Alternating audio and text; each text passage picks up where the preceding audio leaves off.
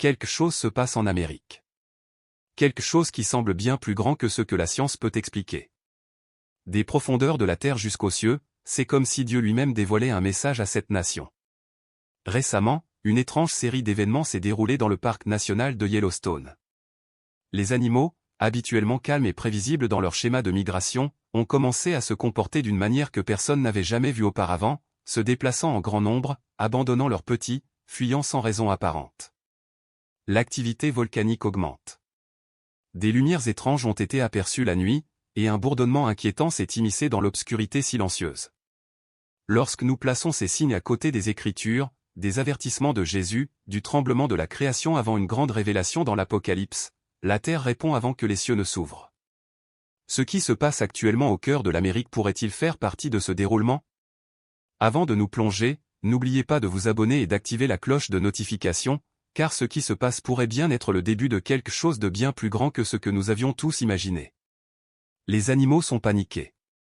Au début, cela ne semblait être qu'un comportement isolé. Peut-être quelques wapitis se déplaçant tôt, un troupeau de bisons égarés apparaissant à des kilomètres de leurs pâturages habituels. Mais ensuite, les histoires ont commencé à s'accumuler.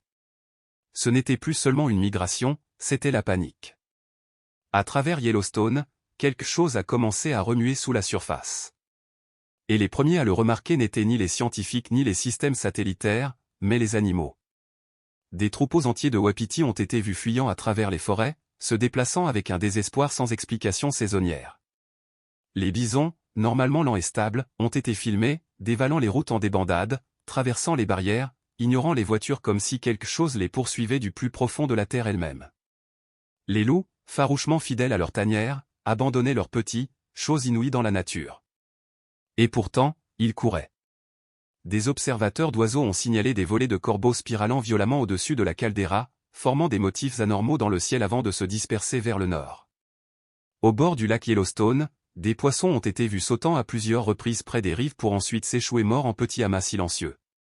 Même les animaux domestiques dans les communautés environnantes ont commencé à agir étrangement, refusant de sortir après la tombée de la nuit, gémissant et arpentant comme s'ils percevaient quelque chose que leurs propriétaires ne pouvaient pas. Les responsables du parc ont affirmé que la faune réagissait à des tremblements géologiques mineurs. Mais voici le problème. Les registres sismiques de cette période ne montrent aucune activité suffisamment forte pour provoquer une réponse coordonnée aussi spectaculaire. Il ne s'agissait pas de petits mouvements animaux aléatoires.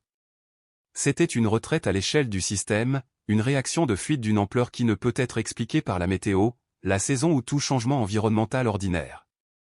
Dans les coulisses, des murmures ont commencé à faire surface, des déclarations officieuses de rangers, de techniciens, et même de campeurs qui avaient vu les animaux de près. Un homme a écrit qu'il s'était réveillé pour trouver des cerfs entourant silencieusement sa tente en cercle parfait, immobile, observant. D'autres ont mentionné la faible vibration bourdonnante qui secouait les fenêtres la nuit, subtile mais présente, et sinistre. Si la Terre essaie d'envoyer un avertissement, alors ses messagers sont ceux qui lui sont les plus proches.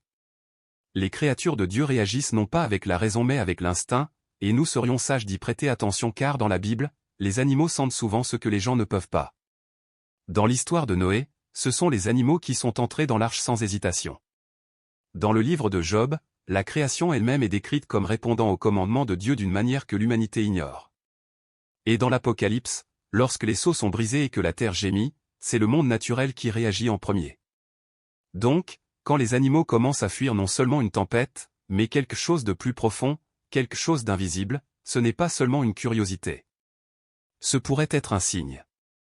Et s'il court maintenant, de quoi fuit-il? Quand un géant endormi se réveille, sous la beauté à couper le souffle du parc national de Yellowstone se trouve quelque chose d'inimaginablement puissant, un géant endormi qui repose en silence depuis près de 70 ans. C'est le supervolcan de Yellowstone, une vaste chambre de roches en fusion enfouie à quelques kilomètres seulement sous la surface de l'un des paysages naturels les plus précieux d'Amérique. Bien que dormant, ce mastodonte s'est agité par le passé. Et quand cela s'est produit, le continent entier a ressenti sa colère. Les scientifiques ont étudié la caldeira de Yellowstone pendant des décennies, notant comment le sol gonfle et se dégonfle à mesure que le magma s'y introduit ou s'en retire du réservoir souterrain. Entre 2004 et 2009, le sol au-dessus de Yellowstone s'est élevé de près de 25 cm, un signe inquiétant de pression s'accumulant en dessous. Bien que la surface se soit depuis affaissée, le souvenir de cette élévation continue de hanter les volcanologues. Chaque année, le parc connaît entre 1000 et 3000 petits tremblements de terre, de légers frissons qui suggèrent les mouvements invisibles en dessous. La plupart sont trop mineurs pour être remarqués, mais leur schéma raconte une histoire. Le magma se déplace. La Terre réagit. Et quelque chose de profond sous terre est loin d'être silencieux. En fait, des images satellitaires et des données au sol récentes ont montré un rythme dans ces mouvements, presque comme un battement de cœur, suggérant non seulement une activité aléatoire, mais une force pulsatoire intentionnelle. L'histoire géologique de Yellowstone dépeint un tableau terrifiant. Au cours des 2,1 derniers millions d'années, le supervolcan a déclenché 3 éruptions cataclysmiques, chacune recouvrant le continent de cendres et plongeant des régions dans l'obscurité. La dernière éruption, il y a environ 640 000 ans, a été estimée à plus de 1000 fois plus puissante que l'éruption du mont Saint-Hélan en 1980. Des cendres chaudes, de la roche en fusion et des gaz toxiques ont ravagé la Terre, effaçant tout sur leur passage. Des coulées pyroclastiques ont enseveli des forêts entières. Le ciel s'est obscurci. Un tiers de l'Amérique du Nord a été transformé instantanément. Les conséquences ont formé l'immense caldeira de Yellowstone, s'étendant sur près de 45 miles. Des preuves de ce pouvoir destructeur sont gravées dans le paysage sous forme de coulées de lave durcie et d'épaisses couches de débris volcaniques. Certaines de ces coulées de lave datent de 70 000 ans, et pourtant elles rayonnent encore le souvenir du feu. Aujourd'hui, la plupart des scientifiques s'accordent à dire qu'une éruption massive n'est pas imminente. Ils pensent que les événements futurs les plus probables pourraient être des explosions de vapeur mineures ou des coulées de lave lente. Mais même eux admettent une chose. Le moment du prochain mouvement de Yellowstone est un mystère, et nous vivons dans la fenêtre de temps géologique où cela pourrait se reproduire. Alors nous demandons, et si ce géant endormi n'était pas seulement une force de la nature, mais un signe? Dans les Écritures, Dieu a souvent utilisé la terre elle-même pour parler par le feu, la fumée, les tremblements de terre et les tempêtes. Dans le livre de l'Exode, le mont Sinaï a tremblé quand Dieu est descendu sur lui dans le feu. Dans l'Apocalypse, il nous est dit que lorsque les sceaux sont brisés, les tremblements de terre et le ciel s'assombrissent. Et dans Romains 8, l'apôtre Paul écrit que toute la création gémit, attendant l'accomplissement du plan de Dieu. Peut-être que les subtils changements de Yellowstone, son sol qui monte, ses secousses rythmiques, son histoire de dévastation, ne sont pas seulement des anomalies scientifiques. Peut-être sont-ils des douleurs de l'enfantement, des signes que la Terre elle-même se prépare à quelque chose de plus grand. Car quand un géant endormi se réveille, le monde ne restera pas le même. Et si nous écoutons, vraiment, nous pourrions réaliser que ces avertissements ne sont pas seulement géologiques, ils peuvent être divins. Jésus nous a avertis de signes comme ceux-ci. Et si tout ce que nous voyons, le tremblement de la terre, la panique chez les animaux, le gonflement du sol sous Yellowstone, n'était pas aléatoire? Et si c'était exactement ce dont Jésus nous avait avertis? Dans Matthieu 24, Jésus s'assit sur le mont des Oliviers et donna à ses disciples une prophétie glaçante. Il dit, il y aura des famines et des tremblements de terre en divers lieux. Tout cela n'est que le commencement des douleurs de l'enfantement. Il ne parlait pas seulement de troubles spirituels. Il parlait de la terre physique réagissant avant la fin. Il a averti que nation s'élèvera contre nation et royaume contre royaume, mais aussi que la nature elle-même commencerait à montrer des signes, des gémissements, des secousses, des événements étranges. Et en ce moment, ces signes se déroulent d'une manière que même les scientifiques laïcs ont du mal à expliquer. Les animaux courent comme s'ils avaient vu quelque chose que nous n'avons pas vu. Le volcan qui a sommeillé pendant des millénaires gronde, même faiblement. Le ciel au-dessus du parc a brillé de lumière que personne ne peut expliquer. Et dans les heures calmes de la nuit, un faible bourdonnement résonne à travers le pays, inaudible pour la plupart, mais profondément inquiétant pour ceux qui l'entendent. Quelque chose bouge. Et Jésus nous a dit de veiller. Il a dit, vous entendrez parler de guerre et de bruit de guerre, ne soyez pas troublés, car il faut que toutes ces choses arrivent. Puis il a ajouté un commandement frappant, quand vous verrez toutes ces choses, vous saurez que cela est proche, à la porte. Pendant des siècles, les gens se sont demandé à quoi ressembleraient les temps de la fin. Beaucoup s'attendaient à du feu tombant du ciel ou à l'effondrement des nations. Mais si cela commençait doucement? Et si cela commençait par le tremblement du sol sous nos pieds? Et si cela commençait par des animaux qui fuient, par la terre qui gémit et par le ciel qui murmure? Nous croyons que Jésus nous avertissait de ne pas paniquer, mais de nous préparer, de ne pas craindre les secousses, mais de reconnaître la saison. Car la vérité est que la prophétie ne vient pas toujours avec le tonnerre. Parfois, Elle prend la forme d'un signal silencieux, d'anomalies dans la nature, de mouvements inexplicables, et d'un sentiment que quelque chose ne va pas. Jésus nous a dit de veiller aux signes, de rester vigilants, et de lever la tête parce que notre rédemption approche. Ainsi, quand nous voyons Yellowstone trembler, quand nous sommes témoins de la création réagissant d'une manière que personne ne peut pleinement expliquer, ce n'est peut-être pas seulement la science qui se déploie. Peut-être est-ce l'accomplissement des Écritures. Non seulement à Yellowstone, de nombreux phénomènes sont enregistrés partout aux États-Unis. Des sons étranges venant du ciel. Comme l'a rapporté la chaîne médiatique Fox 2, ils ont reçu des dizaines d'appels téléphoniques et de personnes des deux côtés de la rivière qui disent entendre un bruit étrange, bas et répétitif. Les gens sont devenus extrêmement confus et effrayés parce qu'ils ne savaient pas à quelle chose terrible ils étaient confrontés. Tout ce qu'ils pouvaient faire était de partager constamment leur peur et de prier pour une explication claire. Lorsque vous regardez la vidéo, écoutons attentivement. Au-delà du chant des oiseaux, vous pouvez entendre le même bourdonnement en arrière-plan. Ce son est si bas qu'il est presque inaudible mais super cohérent. Habituellement, le soir après 20 heures, les gens de cette région entendaient un très faible bourdonnement qui arrivait en quelque sorte par vague. Certains disent qu'ils peuvent entendre le bourdonnement depuis leur maison du comté de North St. Louis. Les autorités régionales ont effectué des vérifications dans la zone pour trouver la source de ce son mystérieux. À proximité, vous trouverez un site de marins portage des Sioux et une installation de stockage de pipeline Spear STL. Les deux services publics ont enquêté et ont déclaré que ce n'était pas eux. Idem pour le corps des ingénieurs et l'aéroport Lambert. La carrière Central Stone Company a déclaré au comté de Saint-Louis, elle ne fait rien pendant les heures où les gens signalent entendre le bourdonnement. Ils ont également enquêté sur tout, du trafic de barges au silo à grains, une entreprise de gaz industriel dans le comté de Madison, Illinois, et le bourdonnement des remorqueurs, mais ne peuvent toujours pas trouver la source de ce bruit gênant. Le bruit étrange, bas et répétitif, reste un mystère dans le comté de North St. Louis. Un résident qui a grandi dans une zone tranquille près de la rivière Missouri a parlé à Fox 2 de ce son en 2022. Le faible bourdonnement le soir a commencé au début de cette année. Il est à peine audible mais constant, dure des heures, et semble être fixe dans son emplacement. La conseillère du comté de Saint-Louis, Shelanda Webb, a également entendu le bruit et travaille à en déterminer la source. Des enquêtes ont été menées dans des installations voisines telles qu'un marin Spear et l'aéroport, mais la cause du mystérieux bourdonnement reste inconnue. Pour information, le bourdonnement est un phénomène mondial qui pousse de nombreuses personnes à chercher des réponses. La BBC en a fait l'état en 2009, déclarant que ce faible bourdonnement insaisissable a été attribué à tout, des lignes électriques et conduites de gaz aux forces sinistres. Cependant, certaines des raisons pour lesquelles les gens entendent le bourdonnement peuvent provenir de leur propre tête. Le son étrange qui apparaît dans le comté de North St. Louis est également considéré comme un bourdonnement. Laissez-moi vous montrer où ces sons étranges avaient l'habitude d'apparaître. Un site web géré par l'ancien professeur de l'Université de la Colombie-Britannique, le Dr Glenn Macpherson, est dédié à la cartographie du bourdonnement et au partage de rapports de personnes du monde entier. Il a remarqué le son pour la première fois en 2012 et voulait un endroit pour rechercher le son. Les gens signalent l'emplacement, le moment et la nature du bruit.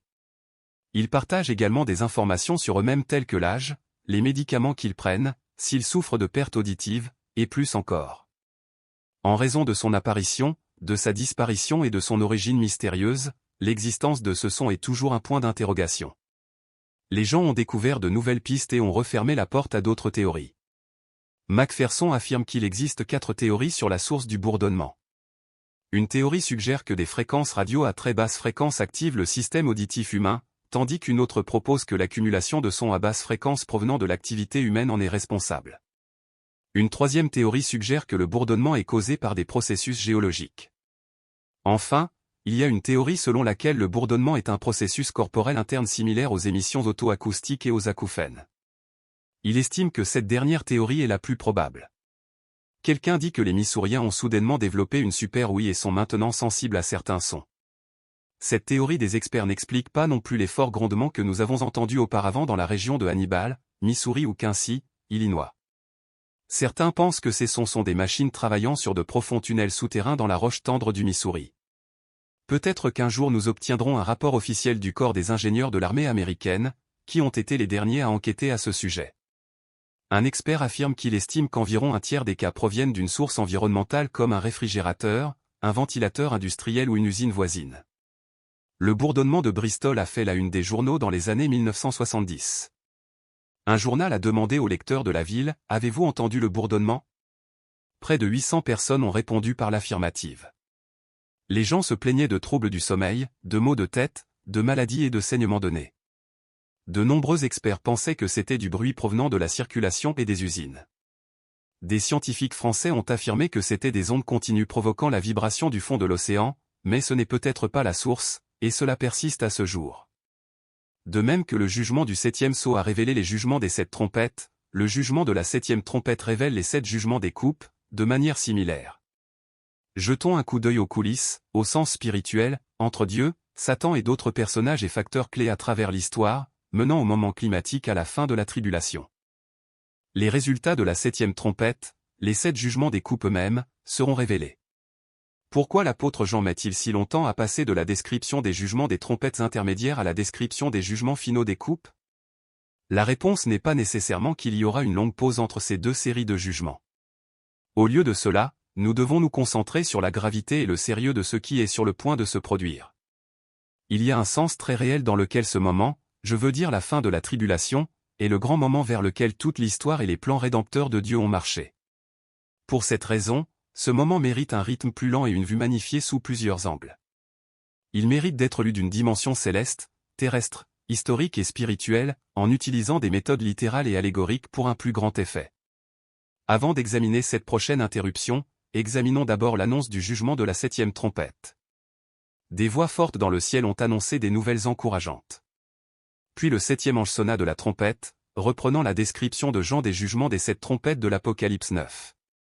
Il a décrit le 6e jugement de la trompette en Apocalypse 9h13. Et il y eut de grandes voix dans le ciel, ce qui contraste nettement avec la demi-heure de silence dans le ciel lorsque le 7e sceau fut ouvert. Jean ne nous dit pas quelles étaient ces voix, mais il est juste de dire que c'étaient les voix de tous ceux qu'il nous a déjà présentés avant que le 7e sceau ne soit brisé. Si c'étaient les voix que Jean entendait, cela aurait été un grand bruit au lieu de cela. Ces voix fortes ont crié. Puis le 7e ange sonna de la trompette. Et il y eut dans le ciel de grandes voix qui disaient, « Le royaume du monde est remis à notre Seigneur et à son Christ, et il régnera au siècle des siècles. » Jean a probablement entendu cette annonce triomphale à plusieurs reprises, comme lorsqu'une foule scande lors d'un événement sportif, et non comme lorsqu'une chorale donne une explosion unique et répétée. Cette déclaration annonce le triomphe final du Père et du Fils. C'est par Christ, d'abord le Messie souffrant et l'agneau, et maintenant le Messie conquérant, ce qui signifie révélation et lion, que le Père établit son autorité pleine et finale sur les royaumes unis de ce monde. Nous devrions comprendre, sont devenus, comme faisant référence à ce qui est sur le point de se produire à ce moment-là, pas nécessairement à ce qui s'est déjà produit avec les 7 jugements des coupes qui sont sur le point de se produire. Christ fera ce qu'il a semblé commencer lors de son entrée triomphale à Jérusalem avant sa crucifixion, lorsqu'il est entré dans la ville comme s'il était sur le point d'être couronné roi d'Israël. Cela ne s'est pas produit, bien sûr, puisqu'il a été crucifié à la place. À ce moment futur, cependant, lorsque la 7e trompette sonnera, il viendra prendre sa place légitime sur le trône de David sur les royaumes du monde entier, et personne ne l'arrêtera, bien qu'ils tenteront de le faire. Ce qui est encore plus encourageant, c'est qu'il prendra non seulement pleine autorité sur tous les royaumes terrestres, mais qu'il le fera pour toujours. Une fois qu'il commencera à régner, il ne renoncera jamais à son pouvoir. Il régnera ou sera roi pour toujours. Beaucoup de gens croient que ce bourdonnement est le son d'une trompette. Mais certains s'y opposent, disant que le son de la trompette sera plus fort et plus clair, tandis que le bourdonnement est bas, donnant l'impression de supprimer quelque chose. Mais ceux qui pensent que c'est une trompette pensent différemment. Ils disent que bien que ce son ne soit pas clairement celui d'une trompette, parce que vous ne pouvez pas l'entendre clairement, comment savez-vous que ce n'est pas le son d'une trompette? Peut-être nous le fait-il entendre sous une forme différente. Si c'est vraiment le son d'une trompette, alors il est très probable que ce soit un signe des derniers jours. Quand Dieu a donné la loi sur le mont Sinaï, sa présence était accompagnée d'un très fort coup de trompette, faisant trembler tout le camp. Plus tard, cela s'est intensifié, et le son de la trompette est devenu de plus en plus fort.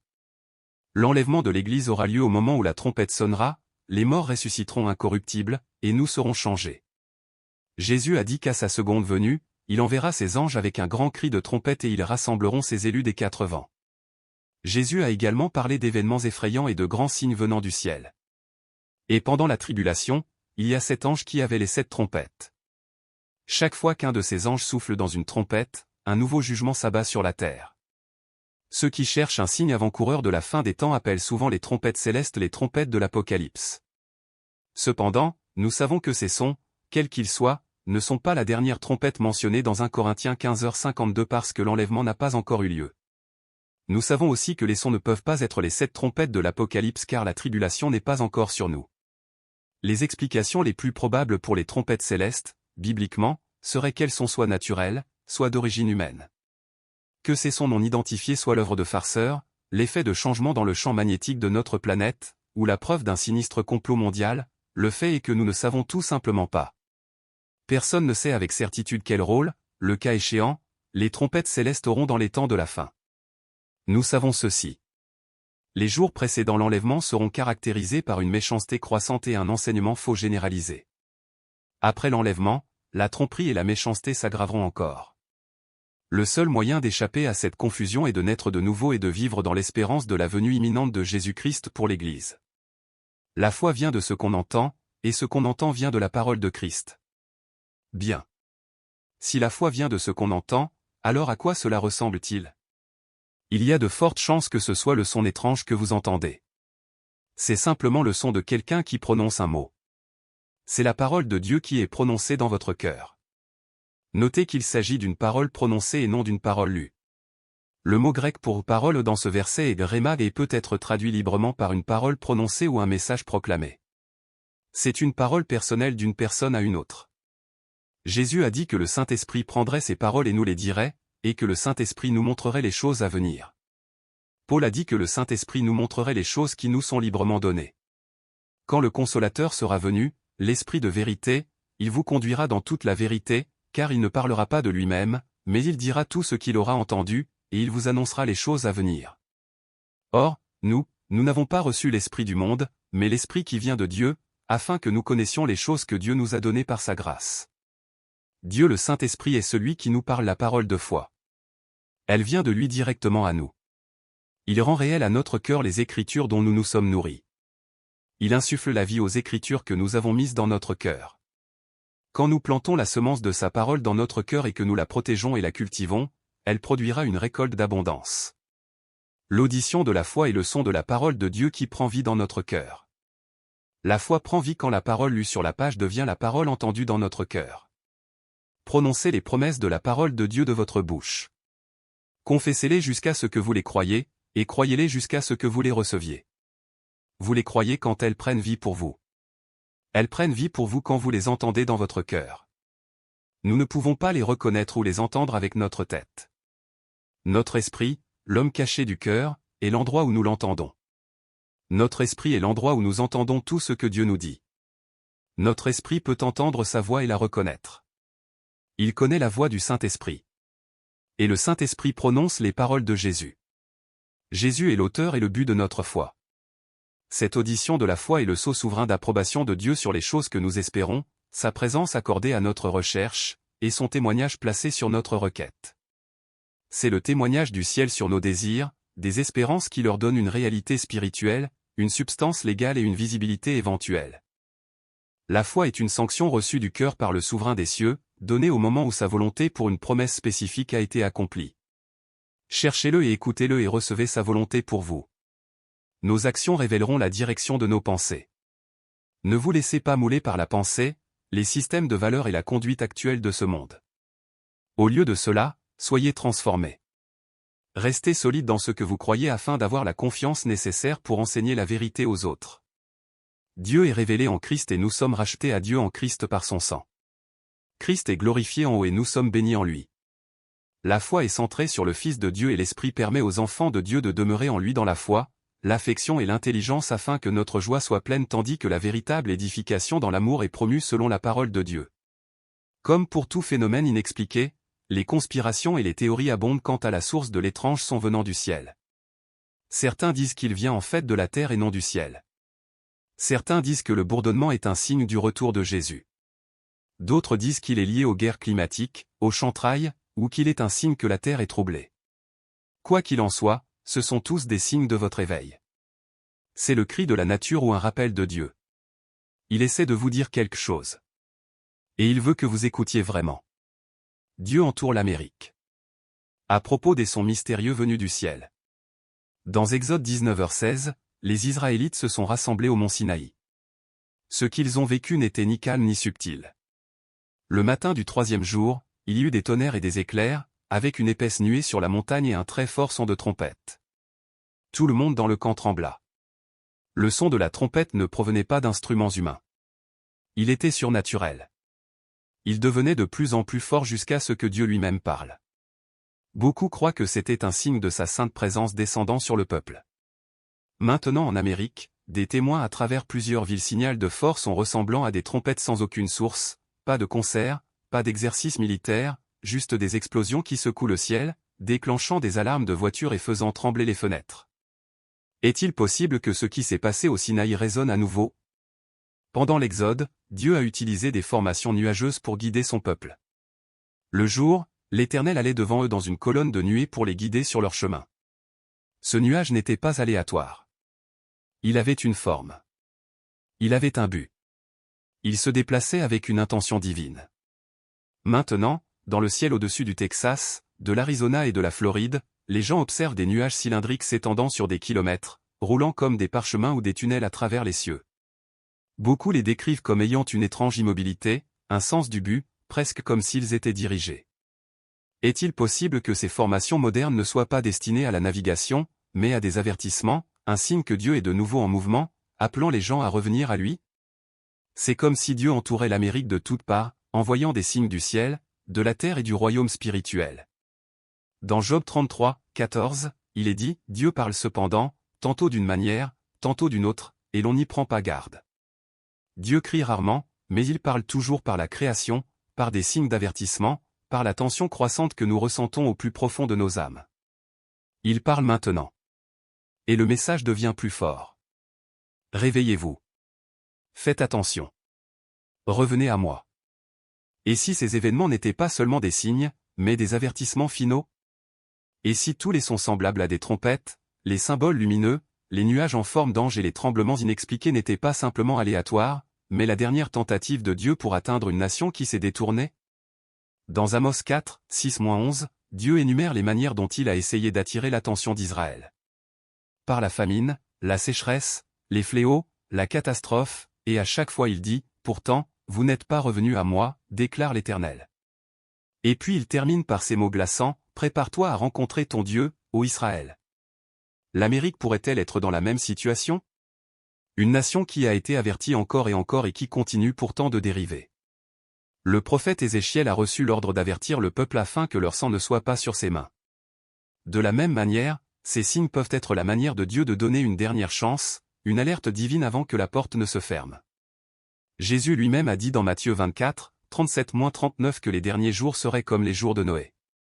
Car aux jours qui précédèrent le déluge, les gens mangeaient et buvaient, se mariaient et donnaient en mariage, jusqu'au jour où Noé entra dans l'arche. La vie était normale jusqu'à ce qu'elle ne le soit plus.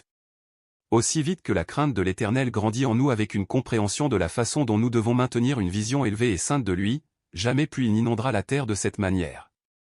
Jamais plus nous n'aurons à faire face à son jugement ou à sa colère, car nous pouvons être complètement et parfaitement couverts du manteau de justice donné par Jésus si seulement nous croyions. Jusqu'à ce que nous saisissions la gravité du péché et notre incapacité à nous rendre justes, sa grâce scandaleuse ne peut pas vraiment s'emparer de nous. Mais elle peut s'emparer de nous.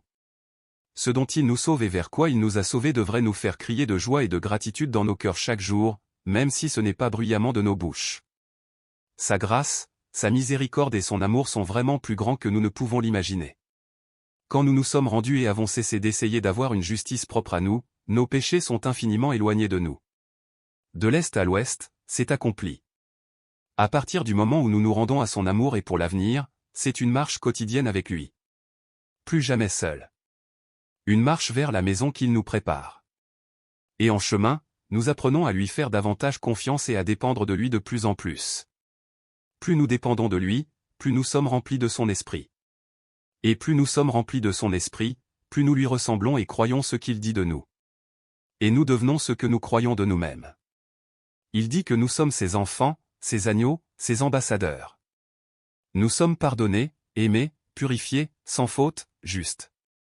Le Grand Canyon fait écho au cœur de rédemption de Dieu, qu'il prendrait quelque chose qui a été causé par le péché et le transformerait en beauté et en quelque chose qui le pointe. Nous pouvons maintenant aller nous tenir devant le canyon, regarder et voir sa beauté et nous souvenir que notre Dieu est un Dieu rédempteur. En fait, l'image du Grand Canyon est un avant-goût de l'avenir. Car Dieu exercera à nouveau un jugement mondial contre toute impiété, comme il l'a fait lors du déluge, et formera de nouveaux cieux et une nouvelle terre d'une beauté au-delà de notre imagination. Les vrais chrétiens y prendront part et habiteront pour toujours avec Dieu dans cette nouvelle création. Toute autre personne sera condamnée au jugement éternel en enfer. Quelque chose d'étrange, quelque chose de massif se déroule sous la surface du parc national de Yellowstone. Depuis des semaines maintenant, les animaux fuient la zone en masse. Bisons, ours, oiseaux ont été vus migrant loin de ce que beaucoup appellent l'endroit le plus dangereux sur Terre. Ce qui est plus troublant, c'est que les scientifiques ne peuvent pas l'expliquer. Pas de tremblement de terre majeur, pas d'éruption visible, et pourtant les instincts de la création semblent savoir quelque chose que nous ignorons. Se pourrait-il que la nature réagisse à une force bien plus grande que la compréhension humaine? Et si ce qui se passe sous Yellowstone n'était pas seulement un événement géologique, mais spirituel? La Bible parle de temps où la terre elle-même gémira, où les animaux donneront des avertissements et où l'humanité devra prêter attention aux signes autour de nous. Sommes-nous témoins de l'un de ces moments maintenant? Pourrait-ce être un signal divin, un message de Dieu nous rappelant ce que Jésus a averti qu'il se produirait dans les derniers jours? Restez avec nous car ce que vous êtes sur le point de voir pourrait ébranler votre foi, éveiller votre esprit et vous ouvrir les yeux à la possibilité que nous ne vivions pas seulement l'histoire mais la prophétie. Les animaux ont fui Yellowstone. Quelque chose de profondément troublant se déroule à Yellowstone. Et il ne s'agit pas seulement de science. C'est spirituel. Au cours des dernières semaines, de nombreux animaux, buffles, lions, ours, ont fui le parc en grand nombre comme s'ils étaient poussés par une alarme invisible. Les scientifiques sont restés perplexes. Il n'y a pas d'événement sismique majeur enregistré, pas d'indicateur d'une éruption imminente. Et pourtant, le règne animal réagit comme si quelque chose de catastrophique était à l'horizon. Comment peuvent-ils savoir et nous non? La vérité est que la nature entend peut-être une voix que nous, en tant qu'humains, ne pouvons plus percevoir. C'est presque comme si la création elle-même réagissait à une fréquence divine à laquelle nous étions autrefois accordés avant que le péché ne rompe notre connexion avec le Créateur. Dès le moment où Adam et Ève ont désobéi dans le jardin, l'humanité a été plongée dans une surdité spirituelle. Nous avons perdu la capacité de marcher en parfaite harmonie avec Dieu et sa création. Mais les animaux, eux, entendent encore. Ils sentent encore. Et peut-être, par eux, Dieu nous parle-t-il à nouveau. Malgré le silence des cartes sismiques, la terre sous Yellowstone est loin d'être immobile. Des témoins oculaires ont rapporté des sons terrifiants s'élevant du sol, de profonds grognements sourds comme le battement de cœur d'un géant. Dans une vidéo virale, un homme place une bouteille d'eau sur l'herbe et la regarde vibrer et rebondir. La terre en dessous bouge clairement, vivante. Il dit qu'il le sent dans ses os, sa colonne vertébrale tremblant sous le poids de quelque chose d'invisible. Ce qui rend cela encore plus troublant, c'est l'activité géothermique croissante. Les piscines bouillonnent plus violemment. La Terre bout littéralement par endroits sans cause apparente enregistrée. Il y a même d'étranges œufs sous-marins près des évents volcaniques que les scientifiques croient avoir éclos, indiquant un autre signe biologique que quelque chose d'anormal ou de divin est en train de se remuer. Ce n'est pas seulement de la spéculation. C'est écrit dans la parole de Dieu. Dans Job 12, 7-10, il nous est rappelé, « Mais interroge les bêtes, et elles t'instruiront, les oiseaux du ciel, et ils te l'apprendront. Ou parle à la terre, et elle t'enseignera, et les poissons de la mer te le raconteront. » Qui ne reconnaît pas en tout cela que la main du Seigneur a fait cela? Dieu n'est pas silencieux. Il parle par sa création. Les animaux même que nous négligeons souvent crient, signalant quelque chose que l'humanité ne peut comprendre par elle-même. Ce n'est pas une métaphore. C'est une instruction divine. On nous a dit de veiller. On nous a dit d'écouter. Et maintenant, Yellowstone sonne l'alarme. Dans une scène qui relève plus de la prophétie que de la réalité, des milliers d'ours auraient formé un barrage vivant à l'entrée du parc national de Yellowstone. Ils se tiennent épaule contre épaule, refusant de bouger, non par agressivité, mais comme s'ils étaient en mission. Les experts de la faune sont stupéfaits. Certains l'attribuent à un instinct primal. Mais d'autres commencent à se poser l'impensable. Et s'ils essayaient de nous prévenir? Avec d'autres animaux évacuant également le parc en masse, cela ne peut pas être considéré comme une coïncidence. La terre gémit. Les bêtes bougent. Les signes s'alignent. La question n'est donc plus ce qui se passe sous Yellowstone. C'est ce que Dieu essaie de nous dire à travers cela? Et si Yellowstone entrait en éruption? À première vue, cela pourrait paraître étrange. Comment une éruption volcanique pourrait-elle geler la Terre? Ne devrait-elle pas apporter chaleur, feu et destruction? Oui, en partie. Mais la science et l'ampleur derrière un supervolcan comme Yellowstone racontent une histoire très différente. Si Yellowstone devait entrer en éruption, la zone d'explosion immédiate serait catastrophique. Des régions entières seraient englouties par des rivières de lave. Des villes, des forêts et tout sur leur passage seraient oblitérés en quelques heures. Mais ce qui suit est encore plus glaçant. Littéralement, lorsque le volcan entrerait en éruption, il éjecterait des tonnes et des tonnes de cendres volcaniques et de gaz soufrés haut dans le ciel. Ces gaz se répandraient rapidement dans la haute atmosphère terrestre et se transformeraient en aérosols, des particules microscopiques qui agiraient comme un parasol mondial.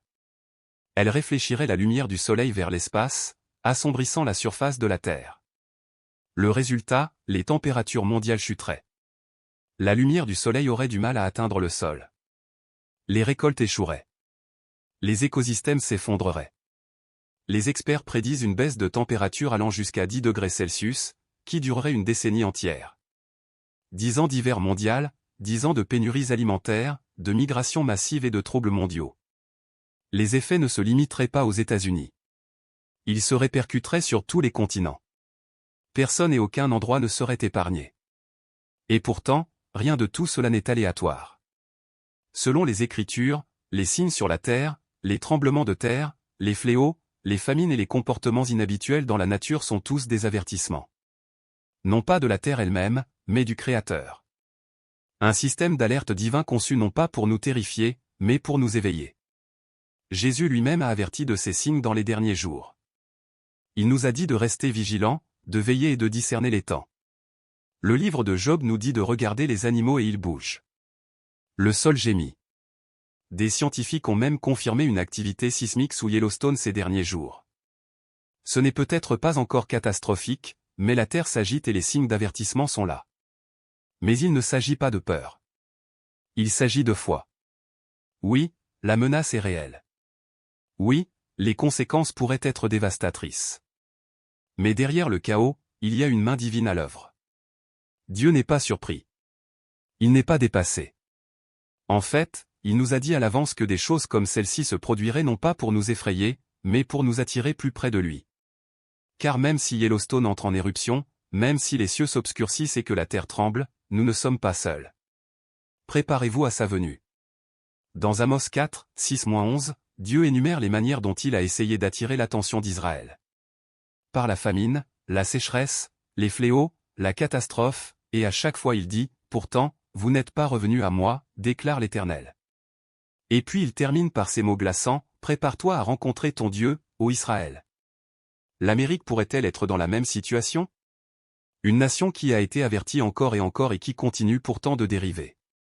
Le prophète Ézéchiel a reçu l'ordre d'avertir le peuple afin que leur sang ne soit pas sur ses mains. De la même manière, ces signes peuvent être la manière de Dieu de donner une dernière chance, une alerte divine avant que la porte ne se ferme. Jésus lui-même a dit dans Matthieu 24, 37-39 que les derniers jours seraient comme les jours de Noé. Car aux jours qui précédèrent le déluge, les gens mangeaient et buvaient, se mariaient et donnaient en mariage, jusqu'au jour où Noé entra dans l'arche. La vie était normale jusqu'à ce qu'elle ne le soit plus. Avec tant d'événements étranges qui se déroulent à travers l'Amérique, beaucoup se sont demandé, la prophétie est-elle en train de s'accomplir sous nos yeux? Pendant des siècles, les croyants ont étudié les paroles des prophètes Ésaïe, Ézéchiel, Daniel, Joël et Jean, essayant de comprendre les signes qui apparaîtraient avant le retour du Christ. Ces signes n'étaient jamais destinés à nous effrayer. Ils étaient destinés à nous préparer. Et maintenant, à mesure que chaque phénomène étrange s'empile sur le suivant, on a l'impression que les pages des Écritures prennent vie. Dans le livre de Joël 2, 30-31, Dieu déclare, « Je ferai paraître des prodiges dans les cieux et sur la terre, du sang, du feu, et des colonnes de fumée.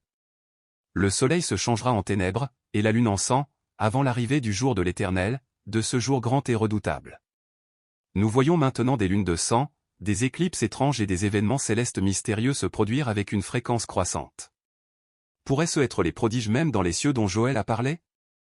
Jésus lui-même a averti dans Luc 21h11, il y aura de grands tremblements de terre, des famines et des pestes en divers lieux, des phénomènes terrifiants et de grands signes venant du ciel.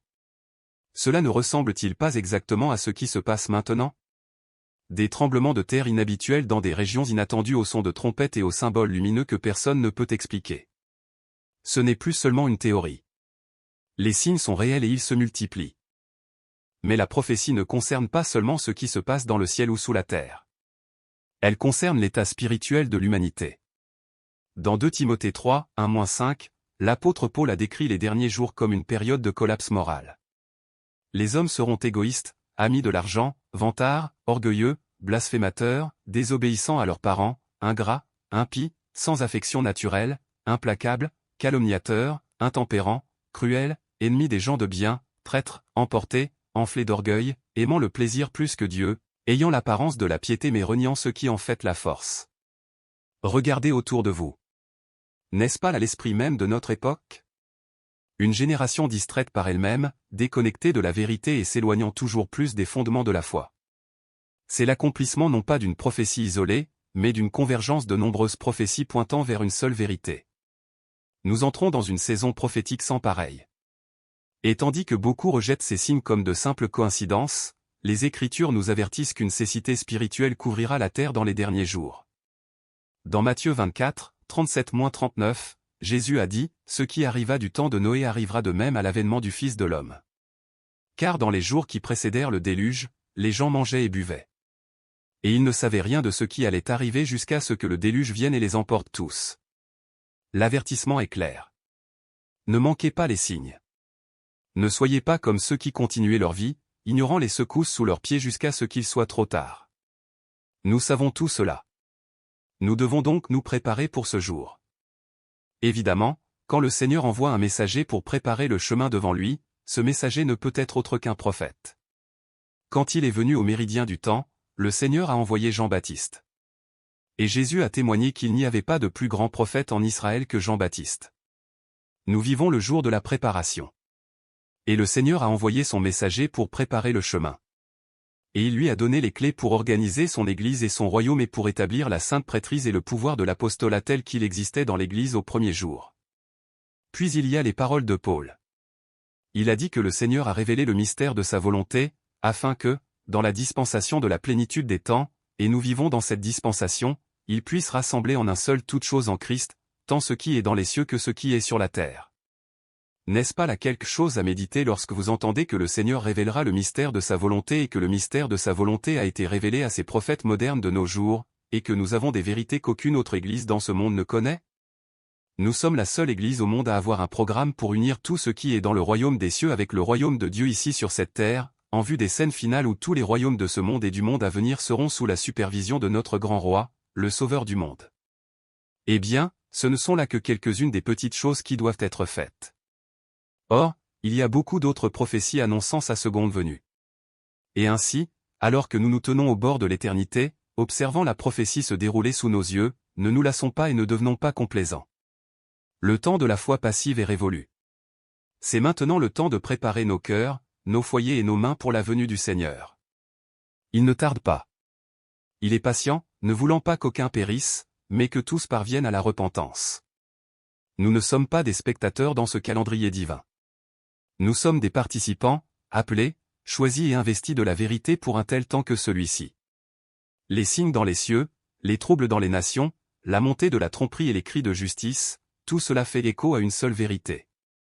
Le roi vient. Soyons trouvés fidèles. Que nos lampes soient remplies d'huile, préparées et brûlantes. Que nos voix crient dans la prière. Que nos vies reflètent la sainteté et que nos mains étendent la miséricorde. Car quand il viendra en gloire, quand le ciel se fendra et que la trompette sonnera, il sera trop tard pour se préparer. Le temps est maintenant. Alors nous disons, viens, Seigneur Jésus. Et jusqu'à ce jour, nous veillerons, nous avertirons et nous marcherons par la foi, non par la vue, jusqu'à ce que chaque œil le voie, et que chaque langue confesse que Jésus-Christ est Seigneur à la gloire de Dieu le Père. Aussi vite que la crainte de l'Éternel grandit en nous avec une compréhension de la façon dont nous devons maintenir une vision élevée et sainte de lui, jamais plus il n'inondera la terre de cette manière. Jamais plus nous n'aurons à faire face à son jugement ou à sa colère.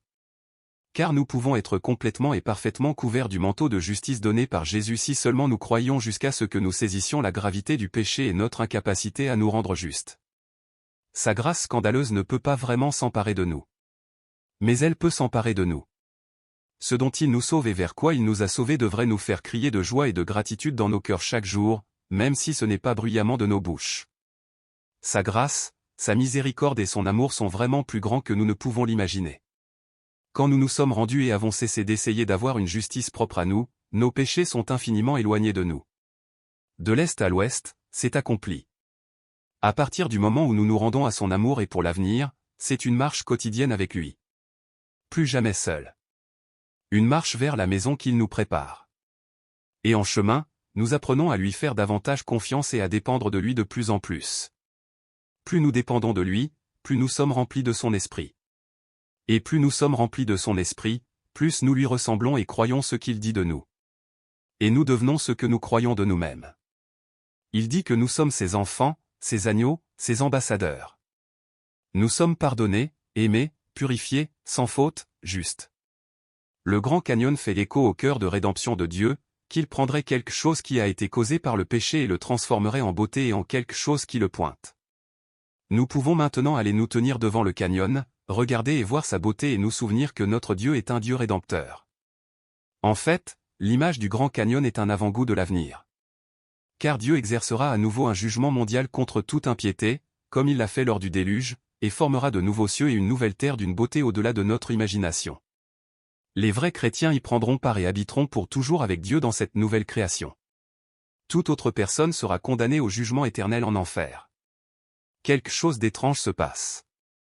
Des génisses rousses rares arrivant du Texas au brusque changement géologique sous le mont des Oliviers, en passant par la tension internationale croissante concentrée sur une petite ville, tout se déroule en même temps.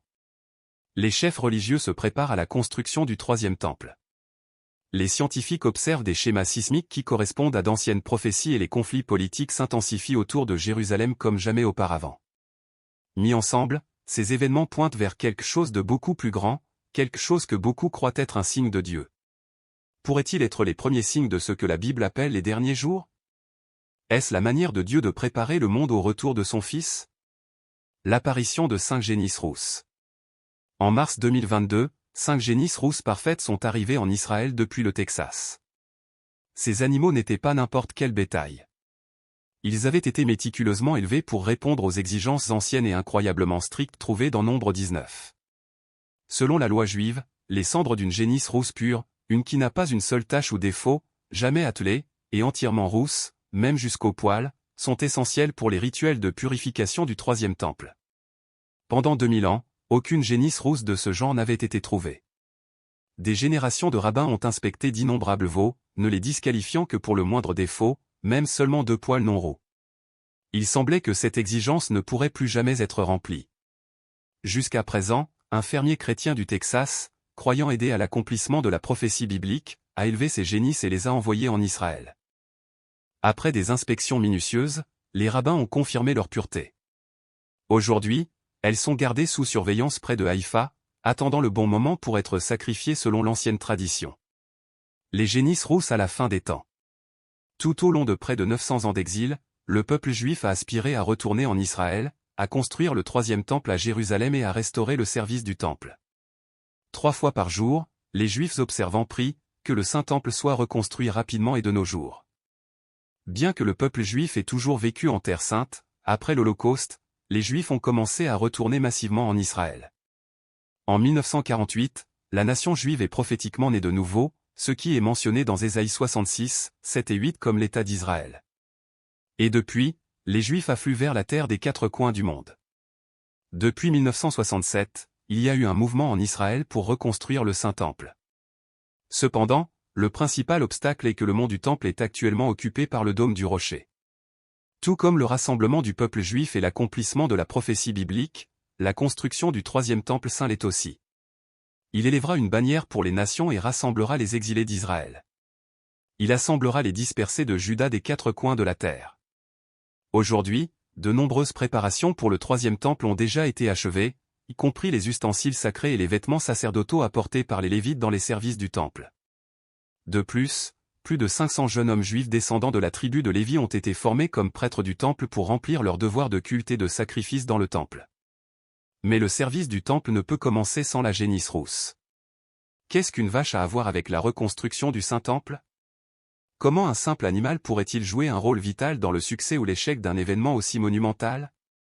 La parole de Dieu déclare que seule la génisse rousse peut restaurer la pureté biblique nécessaire pour reconstruire le temple. Une génisse rousse pure et sans tache est l'ingrédient clé du culte du temple. Vous pouvez le lire dans Nombre 19h4. Puis le prêtre Éléazar prendra avec son doigt du sang de la génisse rousse et en fera cette aspersion vers la façade de la tente d'assignation.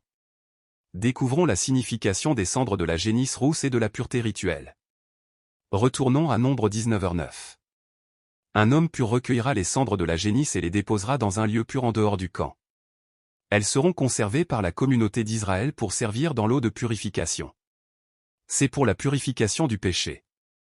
Selon les croyants, l'organisation dédiée à la préparation de la construction du troisième temple à Jérusalem.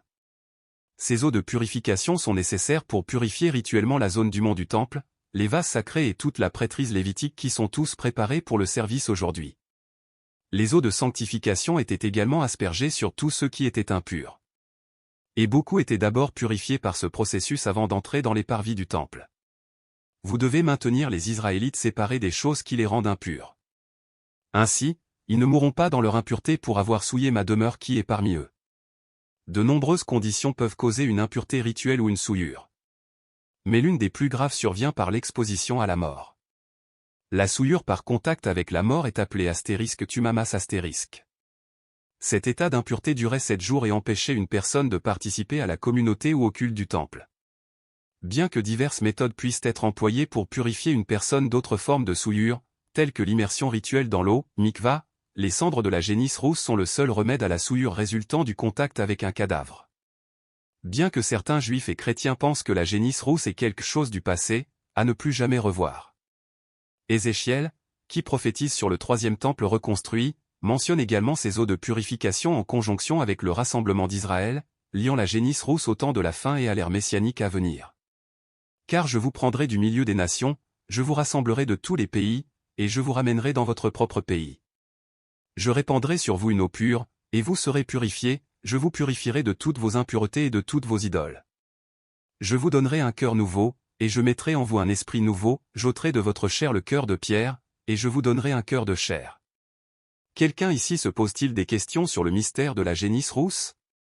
La plupart des gens se demandent comment il est possible que les cendres de l'animal sacrificiel puissent purifier du péché et de la souillure.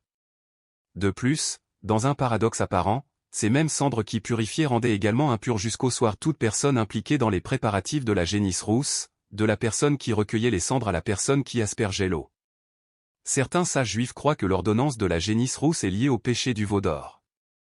On croit que la génisse rousse sert d'une manière ou d'une autre d'expiation pour les terribles conséquences de l'adoration du veau d'or par les Israélites lorsqu'ils furent sortis d'Égypte.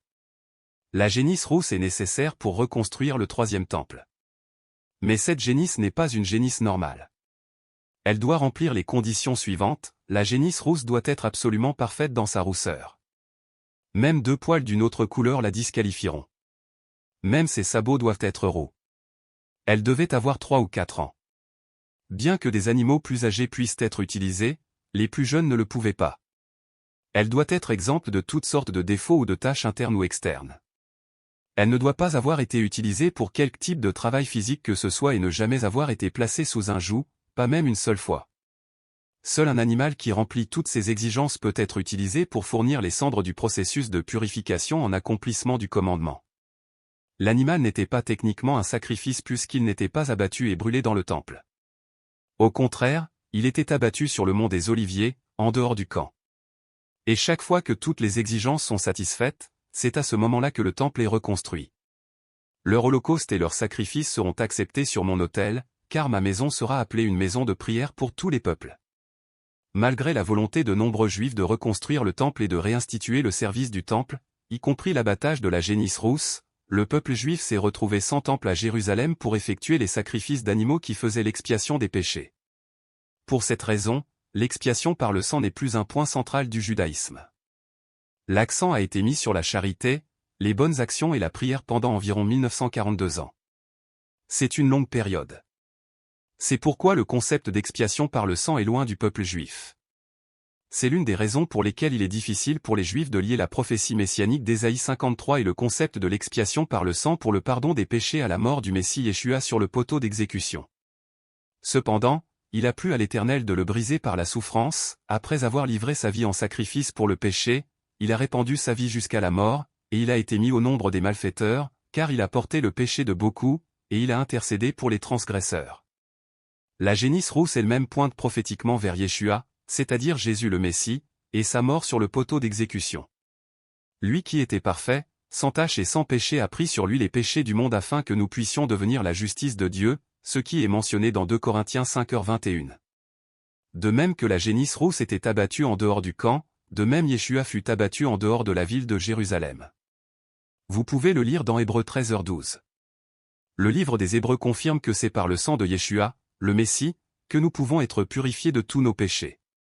Car si le sang des boucs et des taureaux, et la cendre d'une génisse, répandue sur ceux qui sont souillés, sanctifie de manière à procurer la pureté de la chair, combien plus le sang du Christ, qui, par l'Esprit éternel, s'est offert lui-même sans tache à Dieu, purifiera-t-il notre conscience des œuvres mortes, afin que nous servions le Dieu vivant. Satan sait que son temps est court. Il s'oppose violemment à ce plan et s'y déchaîne de toutes ses forces. Mais on ne peut arrêter le Seigneur Tout-Puissant. Rien ne le peut. En attendant, nous qui aimons le Seigneur devons penser à nous préparer et à nous tenir prêts. Depuis des milliers d'années, les disciples de Jésus-Christ attendent avec impatience la seconde venue comme une période de paix et de joie. Mais avant que le Sauveur ne vienne, les peuples de la terre connaîtront de grandes épreuves et des calamités. Notre Père Céleste veut que nous soyons préparés à ces troubles. Il s'attend également à ce que nous soyons spirituellement prêts lorsque le Sauveur viendra dans sa gloire. C'est pourquoi il nous a donné des signes, qui sont des événements qui nous diront quand la seconde venue du Sauveur est proche. Au fil des âges, Dieu a révélé ces signes à ses prophètes. Il a dit que tous les fidèles disciples du Christ connaîtront les signes et les guetteront. Si nous sommes obéissants et fidèles, nous étudierons les Écritures et connaîtrons les signes.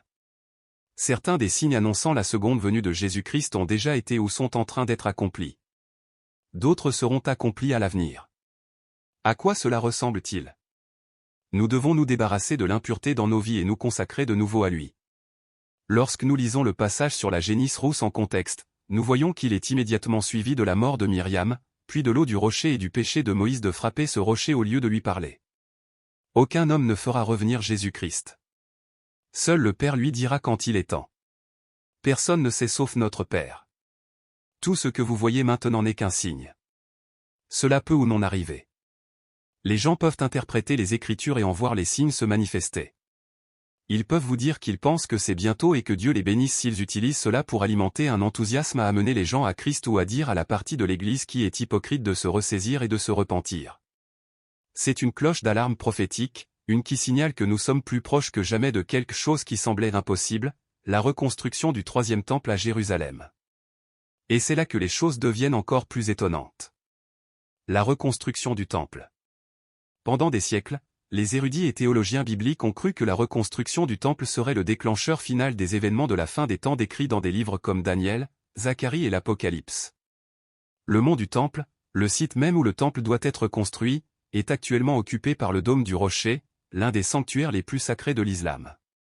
Toute tentative de construction là-bas pourrait déclencher un conflit mondial.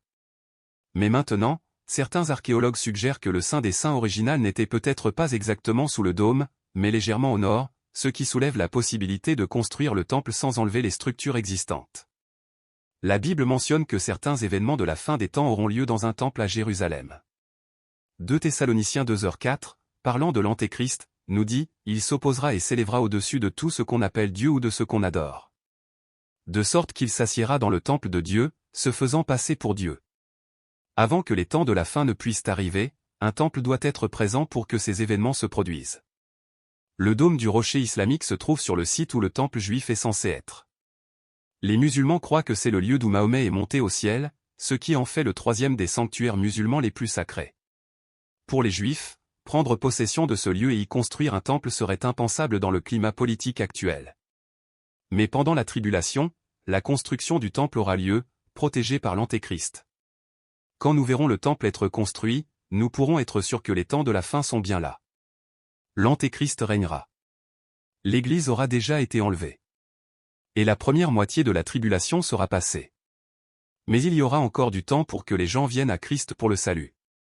Certains étudiants de la prophétie croient à tort qu'un troisième temple doit être construit à Jérusalem pour que la prophétie de la fin des temps soit accomplie. Mais les lecteurs doivent comprendre que la construction d'un troisième temple à Jérusalem avant le retour du Christ n'est pas nécessairement un signe prophétique définitif à surveiller.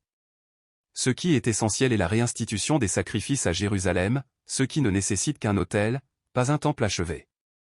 Tout d'abord, pour comprendre l'expression, définissons ce qu'est un temple. Le temple était un lieu de rencontre sacré pour les Israélites dans l'Ancien Testament. Ils s'y rendaient pour adorer, faire des sacrifices et faire des requêtes à Dieu. Le règne de Salomon en tant que roi fut la première fois que les Israélites eurent un temple. Les Israélites avaient un tabernacle avant de construire un temple, comme nous le lisons dans Exode 25, 8. Ils me feront un sanctuaire, et j'habiterai au milieu d'eux. Le tabernacle, cependant, était plus qu'une simple œuvre d'art. C'était un lieu saint. Dieu a frappé et tué un homme nommé Uza pour son irrévérence lorsqu'il a tendu la main pour soutenir l'arche afin qu'elle ne tombe pas à cause de l'animal qui portait le tabernacle qui a trébuché. Quand Jésus est venu, il a mis fin au besoin d'un temple unique. Au lieu de cela, les chrétiens sont devenus le temple de Dieu, une demeure pour le Saint-Esprit. Nous pouvons être considérés comme purs et saints pour que l'Esprit de Dieu vive en nous grâce à son sang qui nous purifie. Jésus a créé un pont entre le ciel et la terre, amenant les gens à converser avec Dieu. Quelle bénédiction! Rien d'impur ou de souillant ne devrait entrer dans la présence de cette demeure sacrée, qui est maintenant une terre sainte. En d'autres termes, aucun chrétien ne devrait pécher, y compris l'immoralité sexuelle. Alors, que signifie-t-il lorsque nos corps sont comparés à des temples? Le premier est de s'abstenir de succomber au péché et aux tentations. Ne laissez pas le diable prendre pied dans votre vie comme il est noté dans Éphésiens 4h27. Et ne donnez pas accès au diable. Si votre œil droit est la source de vos péchés, vous devriez métaphoriquement l'arracher comme explicitement noté dans Matthieu 5h39. Mais moi, je vous dis de ne pas résister aux méchants. Si quelqu'un te frappe sur la joue droite, présente lui aussi l'autre. Aussi, pour le dire autrement, ne vous mettez pas dans une situation où vous êtes plus susceptible de vous engager dans le domaine où vous êtes tenté. Un autre sens d'être un corps comparé à un temple est que nous devrions être physiquement et spirituellement saints. Souvenez-vous du jour du sabbat, pour le sanctifier. 6 jours tu travailleras, et tu feras tout ton ouvrage. Mais le 7e jour est le sabbat de l'Éternel, ton Dieu, tu ne feras aucun ouvrage, ni toi, ni ton fils, ni ta fille, ni ton serviteur, ni ta servante, ni ton bétail, ni l'étranger qui est dans tes portes. Car en 6 jours l'Éternel a fait les cieux, la terre et la mer, et tout ce qu'ils contiennent, et il s'est reposé le 7e jour, c'est pourquoi l'Éternel a béni le jour du sabbat et l'a sanctifié. Cela signifie que nous devrions travailler, mais que nous devrions aussi nous reposer. Comme il est également dit, tout ce que vous faites, faites-le de tout votre cœur, comme pour le Seigneur, et non pour des hommes. Cela étant dit, la santé spirituelle est soulignée dans les versets.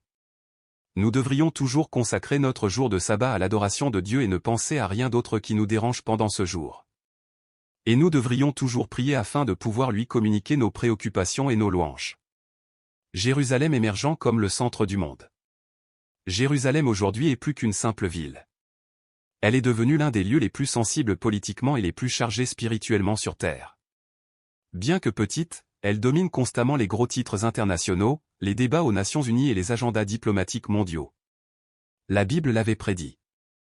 Dans Zacharie 12, 2-3, il est écrit, « Voici, je ferai de Jérusalem une coupe d'étourdissement pour tous les peuples d'alentour, et il arrivera en ce jour-là que je ferai de Jérusalem une pierre pesante pour tous les peuples, tous ceux qui s'en chargeront en seront déchirés. » Cette prophétie se déroule sous nos yeux.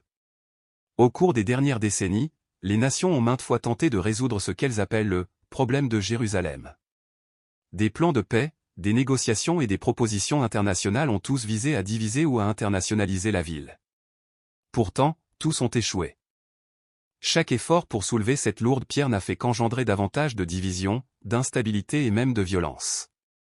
Ce que nous voyons est l'exact accomplissement d'une ancienne prophétie. Jérusalem est devenue une épine dans le pied des nations. Elle provoque, frustre et résiste au contrôle des puissances mondiales. Et à mesure que les temps de la fin approchent, les Écritures nous disent que cette pression ne fera que s'intensifier. Dans le même temps, Jérusalem n'est pas seulement une source de conflit. Elle devient également le centre d'attention spirituelle et politique mondiale. Presque toutes les grandes prophéties de la fin des temps, qu'elles soient chrétiennes, juives ou même islamiques, placent Jérusalem au centre. Qu'il s'agisse de la reconstruction du troisième temple, du retour du Messie, de la bataille finale d'Armageddon ou du jugement des nations, tout ramène à cette seule ville. Géopolitiquement aussi, l'importance de Jérusalem grandit. Les nations forment de nouvelles alliances et inimitiés centrées sur leur position vis-à-vis d'Israël et de Jérusalem. Des accords d'Abraham aux tensions croissantes avec l'Iran, des mouvements internationaux majeurs sont faits en tenant compte de Jérusalem. À une époque où les superpuissances mondiales se déplacent et où l'instabilité augmente, Jérusalem se dresse comme une ancre prophétique, attirant les regards du monde, tout comme les Écritures l'avaient prédit. La ville n'est plus seulement la capitale d'Israël.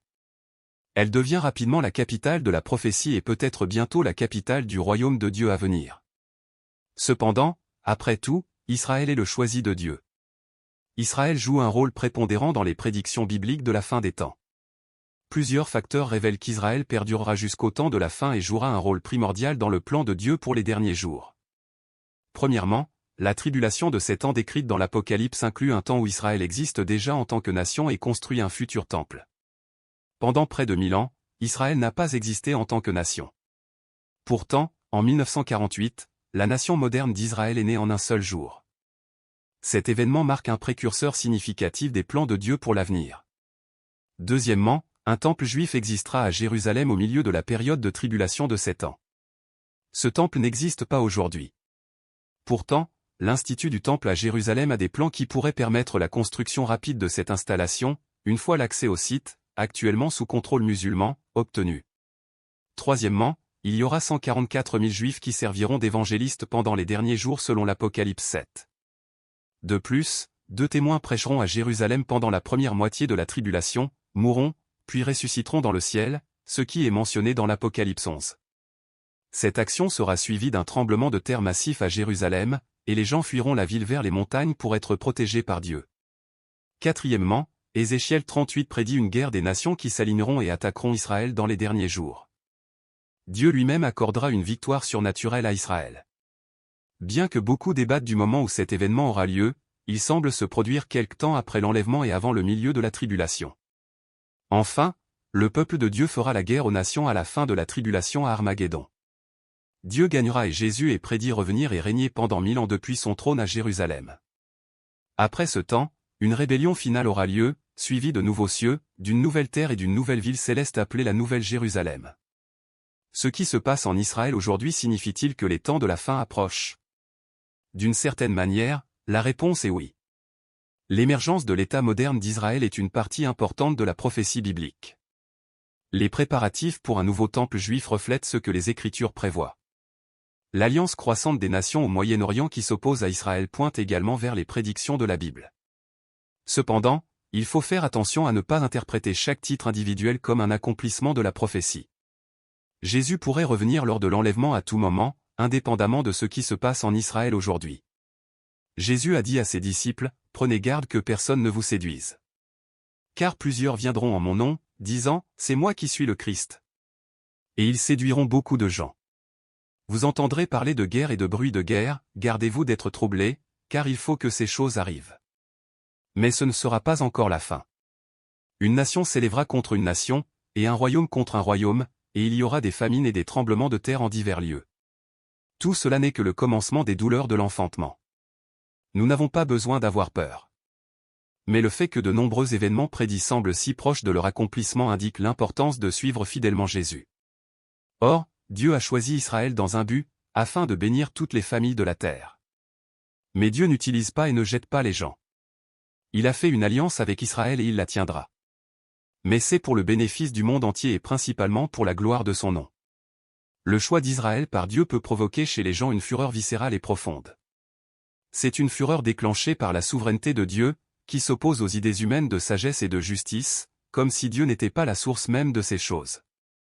Au moment où le peuple juif reconnaîtra et pleurera soudainement celui qu'ils ont transpercé, Israël sera restauré aux yeux du monde entier, et les nations verront que Dieu a tenu parole.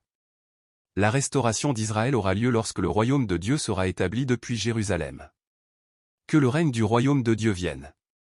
Peu importe à quel point les temps actuels de l'humanité sont difficiles et chaotiques, Dieu nous a dit que tout ira bien. Plus que cela, ce sera absolument incroyable.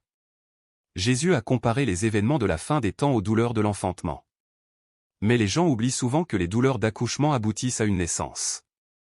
Une famille qui attend un enfant ne se concentrera pas constamment sur les contractions et l'agonie de l'accouchement, bien qu'il soit judicieux d'être averti et préparé, mais plutôt, ils s'occuperont de peindre la chambre, de rassembler des vêtements et de se réjouir de rencontrer le nouveau membre de la famille.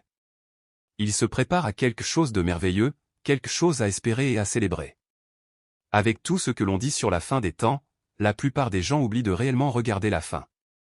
Au lieu de regarder les douloureuses contractions de l'enfantement, regardons l'image peinte dans la prophétie biblique de ce qui se passera quand Jésus reviendra. L'ère messianique sera incroyable. Jésus nous dit de veiller, de prier et d'être prêts. Nous sommes avertis par la parabole des 5 vierges folles qui se sont endormies de ne pas tomber dans la complaisance. Dieu estime ceux qui aspirent à son apparition, pas ceux qui se moquent et raillent, disant que cela n'arrivera jamais.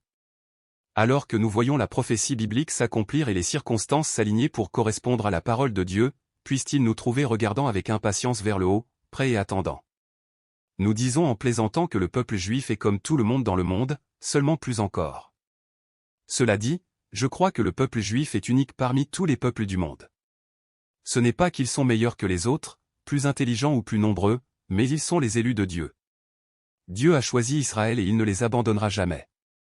Cela n'a pas toujours semblé être une bonne chose d'être choisi. Après tout, être juif a eu un prix dans notre histoire, des croisades aux pogroms. Et même aujourd'hui, au XXIe siècle, nous vivons avec la conscience constante de l'Holocauste. Même si nous ne l'avons pas vécu nous-mêmes, beaucoup d'entre nous ont perdu des membres de leur famille et connaissent peut-être même des survivants. Cet événement de l'histoire, peut-être parce qu'il est si proche de nous dans le temps, a laissé sa marque sur l'âme juive et a façonné nos vies et nos identités. Ainsi, lorsque nous demandons ce que signifie être choisi, nous ne connaissons pas vraiment la réponse. Si nous ne sommes pas connectés à la parole de Dieu dans les Écritures où cette réponse se trouve pour de nombreux Juifs, toute l'idée d'être choisi est un mystère. Il semble que cela ait apporté plus de douleur et de souffrance que de bonheur et de joie. C'est parce qu'au moment où Dieu a dit à Abraham, « Je te choisis », Satan a également dit à Abraham, « Je te choisis aussi ». Alors que les conflits et la persécution font rage ici sur terre entre Israël et les nations, et même entre Israël et l'Église, je pense qu'il existe un autre instigateur à tous nos problèmes dans le royaume invisible. Jetons un coup d'œil au choix d'un homme, Abraham, et à la promesse de Dieu. Israël a un but particulier dans le monde par décret divin qui a commencé dans Genèse 12, 1-3. Dans ces versets, Dieu établit sa relation avec le peuple juif et les nations, c'est-à-dire le reste du monde, par une alliance avec Abraham. L'Éternel dit à Abraham, « Va-t'en de ton pays, de ta parenté et de la maison de ton père, vers le pays que je te montrerai. Je ferai de toi une grande nation, je te bénirai, je rendrai ton nom grand et tu seras une bénédiction. Je bénirai ceux qui te béniront, et je maudirai ceux qui te maudiront, et en toi seront bénies toutes les familles de la terre. » Cette alliance que Dieu fit avec Abraham était inconditionnelle. La première partie de la promesse était la terre que je te montrerai. La deuxième partie de la promesse était, je ferai de toi une grande nation. Et la troisième partie de la promesse était qu'en toi toutes les familles de la terre seront bénies. Quand Dieu prononça ces mots à Abraham, le choisissant comme progéniteur de la nation, il faisait bien plus que simplement choisir le peuple juif. Le choix et la formation du peuple juif étaient en fait un acte créatif de la part de Dieu puisqu'Abraham avait 99 ans et sa femme Saraï 90, au-delà des années de procréation. Pourtant, d'elle vint Isaac. Et la femme d'Isaac, Rebecca, était également stérile. Et Isaac pria le Seigneur. Et le Seigneur répondit et Jacob naquit. Et la femme de Jacob, Rachel, était également stérile jusqu'à ce que Dieu se souvienne d'elle et ouvre sa matrice. Et elle donna naissance à Joseph, qui, par la providence de Dieu, fut le protecteur de la vie de la petite nation d'Israël, 70 personnes, qui descendit en Égypte et devint la nation que Moïse allait finalement faire sortir d'Égypte des centaines d'années plus tard. C'est donc Dieu qui crée et soutient son peuple élu. L'alliance est unique en ce qu'elle est inconditionnelle et un témoignage au monde de la fidélité de Dieu. Dans Deutéronome 7, 6-9, Dieu proclame qu'il n'a pas choisi Israël parce qu'ils étaient plus nombreux ou plus capables. Son choix était basé sur son amour et sa fidélité. Le monde saurait quel genre de Dieu il est par la manière dont il serait fidèle à ses promesses envers son peuple, Israël, même quand il lui était infidèle. Dieu ne va pas choisir quelqu'un d'autre pendant un certain temps. il va traiter avec son peuple Israël parce qu'il leur a fait une promesse, une alliance avec eux qui repose entièrement sur Dieu seul pour accomplir sa promesse dans son choix d'Israël. Et il leur dit que dans les derniers jours il agira non pas pour leur bien mais pour le bien de son saint nom. Vous pouvez le lire attentivement dans Ézéchiel 36, 22. Et il les ramènera dans le pays qu'il a juré à Jacob. Et il sera leur Dieu, et ils seront son peuple. Et les nations sauront que c'est Dieu qui sanctifie Israël, ce qui est mentionné dans Ézéchiel 37, 25-28. Ce que Dieu a promis au peuple juif leur appartiendra pour toujours. Le rôle de l'Iran dans les temps de la fin. La Perse, également connue sous le nom d'Iran, avait autrefois été un pilier de restauration, libérant les exilés, reconstruisant le temple, s'agenouillant même devant l'enfant Christ. Mais les Écritures l'indiquent douloureusement clairement. L'histoire de la Perse dans la Bible ne se termine pas à Bethléem. Elle s'étend, atteignant les dernières pages de la prophétie, où un rôle plus sombre l'attend. Dans l'une des visions les plus glaçantes jamais enregistrées dans l'Ancien Testament, le prophète Ézéchiel, sous instruction divine, dévoile un avenir terrifiant, une guerre finale et climatique qui engloutirait le monde, la guerre de Gog et Magog au chapitre 38 de son livre. Ézéchiel reçoit ce commandement de la part du Seigneur, Fils de l'homme, tourne ta face vers Gog, du pays de Magog, le prince souverain de Méshek et de Tubal. Prophétise contre lui et dit, ainsi parle le Seigneur, l'Éternel, je suis contre toi, Gog. Vient ensuite la liste des nations qui rejoindront cette coalition de la fin des temps, une confédération de puissances qui s'élèvera comme une tempête contre Israël dans ces derniers jours. Parmi les premiers noms mentionnés, la Perse. Oui, la Perse, l'ancien nom de l'Iran moderne. La même terre qui abritait autrefois le peuple de Dieu marchera maintenant contre lui. Ézéchiel écrit, la Perse, Couche et Pu seront avec eux, tous avec des boucliers et des casques. Aux côtés de la Perse, l'alliance inclut Couche, que l'on pense représenter des parties du Soudan ou de l'Éthiopie moderne, et Pu, souvent liées à la Libye ou à l'Afrique du Nord. D'autres noms tels que Gomé et Togarma, des régions liées à la Turquie et au Caucase, forment ce qui semble être une large alliance militaire. Mais au centre de tout se trouve Gog, une figure mystérieuse et puissante, largement considérée par de nombreux érudits comme représentant un chef du Grand Nord, souvent associé à la Russie ou à un empire eurasien plus vaste. Ensemble, cette coalition lancera une attaque soudaine et dévastatrice contre Israël, une terre paisible et insouciante qui s'est remise des guerres passées et qui demeure maintenant en sécurité. Ézéchiel décrit l'invasion à venir avec des images obsédantes, tu avanceras comme une tempête, tu viendras comme un nuage couvrant le pays, toi et toutes tes troupes et les nombreuses nations avec toi. L'image est claire, il ne s'agit pas d'un conflit isolé. C'est une convergence mondiale de puissances motivée par l'hostilité, l'idéologie et la tromperie. Et l'Iran en fait partie. Mais le dénouement n'est pas celui auquel ces armées s'attendent. Tout comme au jour de Pharaon, tout comme la nuit où Babylone tomba, Dieu intervient. Et cette fois, sa réponse secoue la terre elle-même. Selon Ézéchiel, lorsque les forces de Gog descendront sur Israël, Dieu déchaînera son jugement sous des formes que le monde ne pourra contenir. Un tremblement de terre massif, la confusion parmi les armées, la peste, le feu, le soufre brûlant, et finalement la destruction des envahisseurs par leurs propres mains. Je m'opposerai à Gog par l'épée sur toutes mes montagnes. L'épée de chacun sera tournée contre son frère, et je le jugerai par la peste et par le sang. C'est un moment de jugement divin. Les forces des ténèbres se rassemblent, croyant pouvoir écraser le peuple de l'alliance de Dieu, mais elles deviennent au contraire les instruments de leur propre perte.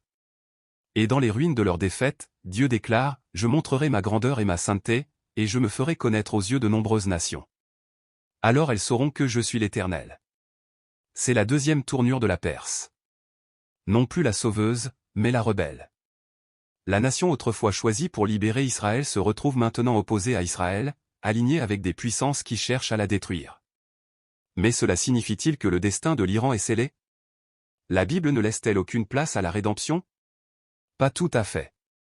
En fait, enfoui au plus profond d'un autre rouleau prophétique, souvent négligé, se trouve un rebondissement surprenant dans l'histoire.